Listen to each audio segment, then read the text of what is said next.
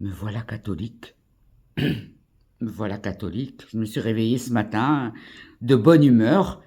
En effet, je me suis convertie toute seule avant de me coucher et en tant que catholique, j'ai dormi comme une poupée.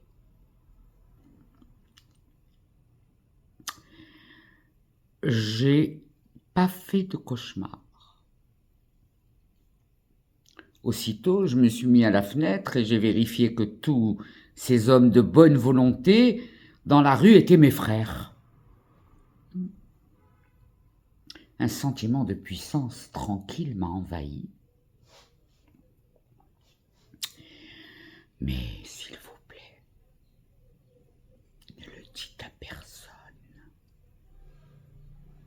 Cette décision, je l'ai prise le lendemain du jour où j'ai réussi à me défaire de mon très fort accent que j'ai ramené avec moi de Mogador. Le jour où j'ai réussi à ne plus rouler les R. Je vais à Rabat, à Marrakech. Il faut éviter de rouler les R quand on arrive à Strasbourg.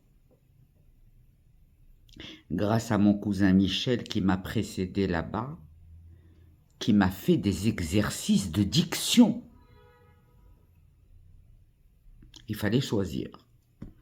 Soit transporter ad vitam avec moi ma ville natale et rester seul, soit abandonner ce et me joindre à la communauté des gens attentionnés qui m'ont si bien reçu. Accablé que j'étais avant par la perspective de longues études de médecine, de droit, plus l'apprentissage du violon, eh bien, je ne le suis plus. Parce que je ne suis plus obligé. Et surtout, je ne suis coupable de rien. Rien. Je suis libre de choisir. Libre d'habiter partout. Même dans un quartier populaire, sans me faire remarquer. Quelle différence d'avec avant, quand j'étais juif? Quelle différence? C'est abstrait cette histoire. J'avais pas spécialement un comportement de juif. Disons que l'occasion ne m'était pas donnée de faire des trucs de juif. Les trucs de juif, je les faisais en cachette. Essayons de voir à quel moment il remarquait que j'étais juif. En 24 heures, je pouvais traverser plein d'États, me coucher juif, dormir neutre, séculier et me réveiller de gauche. Alors qu'en plus de juif, je m'étais couché de droite. C'est depuis que les hommes parlent qu'ils ont commencé à faire des tris, comme les brocanteurs qui séparent les objets. Depuis que les hommes parlent, qu'ils font des tris. Donc avant, on était tous frères, et maintenant seulement quand on dort. Encore que comme on ne dort pas tous en même temps, ceux qui sont réveillés détestent tout le reste.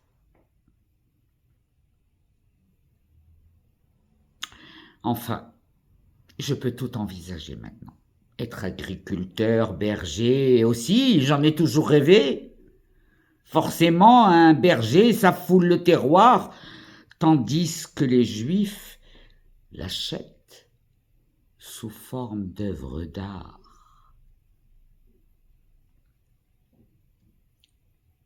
Enfermé dans un cadre. qu'ils peuvent admirer dans leur salon et transporter facilement.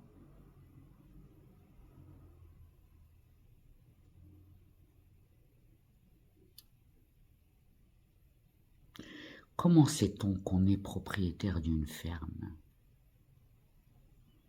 Il faut être sur place. En réalité, j'ai remarqué que chez ma nouvelle famille, c'est la terre qui est propriétaire du fermier.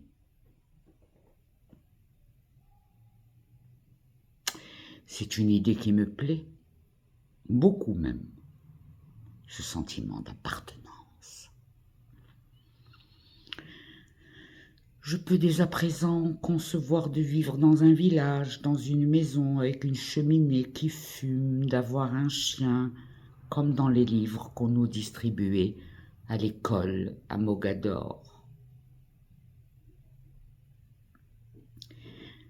Mais qui illustrait la vie en France. Je n'ai rien dit à personne et surtout pas à mes parents. Et comme je ne veux pas leur faire de peine, je continue à respecter les traditions juives. Détendu que je suis au fond de moi-même. J'ai évidemment de l'affection pour ma famille. Je ne leur souhaite aucune contrariété. Bien sûr, c'est un peu égoïste. Il n'y a guère que moi qui suis paisible. Je n'ai pas le courage de les convaincre de me suivre. Je suis quand même optimiste. Avec le temps, ma sérénité ruissellera sur l'ensemble. Alors j'aurai partout des voisins. Je n'habiterai pas seulement ma maison, mais le monde. C'est quand même simple d'être heureux. Il n'y a ni opération du cerveau, ni cérémonie contraignante, ni contrat à signer. Simplement, je me suis pensé catholique. Rien de plus.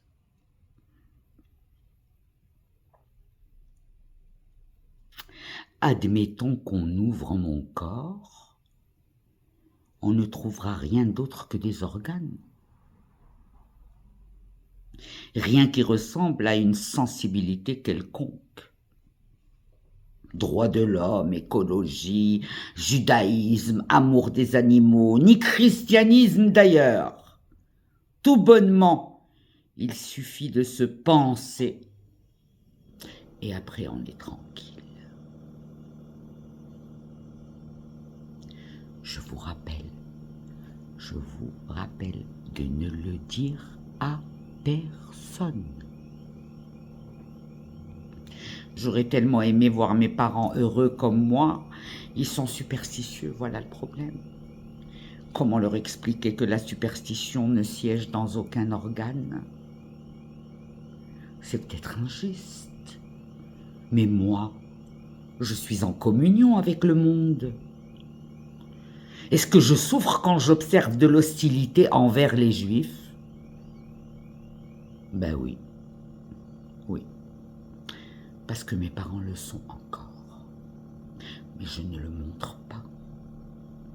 Sinon, ça fera tout de suite juif. Je sens que mon espérance de vie va augmenter. Et en plus, j'économiserai le psychanalyste. Je ne suis même pas obligé d'aller à l'église, les catholiques n'y vont plus. Moi, je pense seulement que j'en suis un. C'est tout. Mais je compte sur vous, ne le dites à personne. Mon regard sur le monde est apaisé et je ne me soucie plus de savoir si c'est bon pour nous. Nous, les Juifs, quand j'étais parmi eux. Quelle bonne idée j'ai eue. Tellement simple au fond, juste se penser et regarder par la fenêtre tous ses semblables.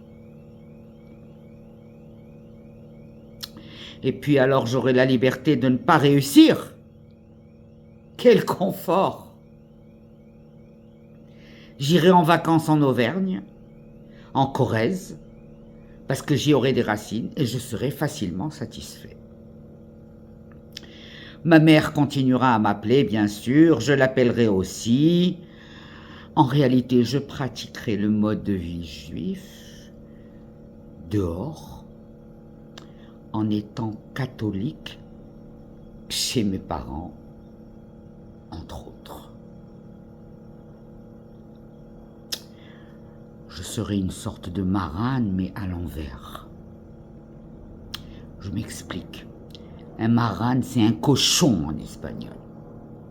Ça désigne aussi un juif qui a fait semblant de se convertir au catholicisme et qui continue à pratiquer en cachette. Sauf que moi, je ne fais pas semblant. Je me pense. Il n'y a pas d'autre signe. Est-ce qu'on voit ce que les gens pensent? Est-ce qu'on voit si les gens croient?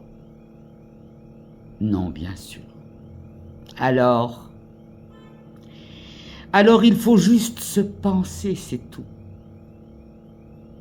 Et dire ce qu'on se pense au moment où on vous le demande. Enfin, c'est leur problème à ceux qui se posent des questions. Moi, j'ai ma conscience pour moi.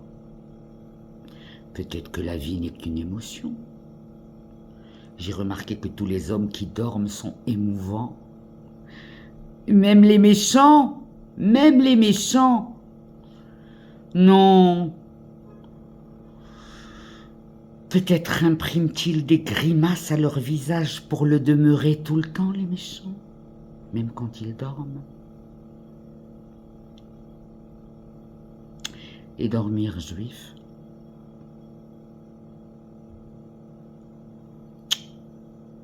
ça n'existe pas. Dormir chrétien non plus. J'ai compris. Je me penserai catholique tant que j'aurai des forces. Le sommeil venant, je m'abandonnerai et advienne que pourra jusqu'au réveil. Je viens de vous lire un chapitre extrait d'une œuvre d'art pour laquelle je n'ai pas encore trouvé les adjectifs, tellement elle est précieuse pour la mémoire marocaine, pour la mémoire juive marocaine, précieuse, porteuse de messages de paix, de cohabitation, d'exemplarité. Jogakon nous écrit ce chapitre qui nous chamboule, qui nous renverse, qui nous ramène à ces sempiternels problèmes identitaires qui se sont posés face au peuple juif depuis toujours.